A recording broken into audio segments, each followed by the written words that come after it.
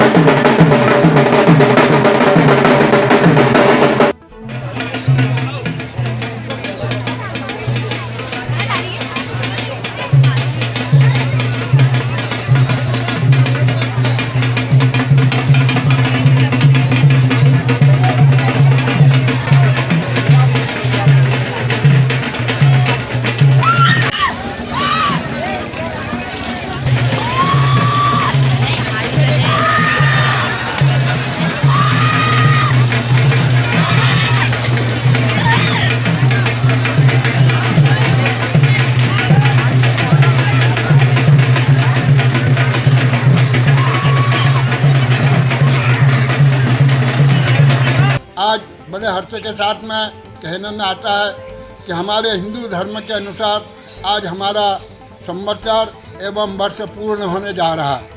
इसे चैती अमावस्या कहते हैं। आज के बाद कल प्रतिपदा आ जाएगी और नवरात्र प्रारंभ होगा, नवा संवत्सर प्रारंभ होगा और हमारे हिंदू धर्म के अनुसार नया साल प्रारंभ होगा। ये भूतड़ी अमावस्या भी कहलाती है। वैसे नियम के अनुसार इसे गोदड़ी अमावस्या कहते हैं। क्यों कहते हैं कि आज हमारे सारे घर के छुट्टक वाले को धोते हैं।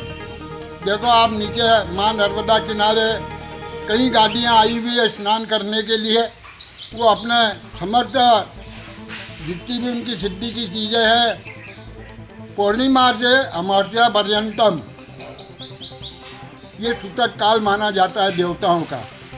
होली का पर्व रहता है, उसी में इसको सूतक काल कहते हैं। आज रात भर यहाँ रहते हैं, अपना ध्यान पूजन करते हैं, अपने देवताओं को आह्वान करते हैं। सुबह स्नान करके और पुनः अपनी गाड़ियों को स्नान करवा के और ले जाके मां नर्मदा का जल पवित्र छीट कर अपनी गाड़ियाँ कल से प्रारंभ करेंगे। इसमें भूत प्रेत का एक भाव है। ये तो भूत प्रेत तो कहीं लगते नहीं है क्योंकि वो तो देवताओं के गण है, तो किसी को सताते नहीं है। जब उनको कोई सताता है तो फिर वो तो परस्पर व्यवहार है। तो उस व्यवहार के साथ ये देवी देवता जो घूम रहे हैं ये अपने देवताओं की शक्ति के द्वारा और शरीर पे आई हुई बाधाओं को दूर करते हैं। इसीलिए इसे भूतड़ी अमावस्या कहा गया।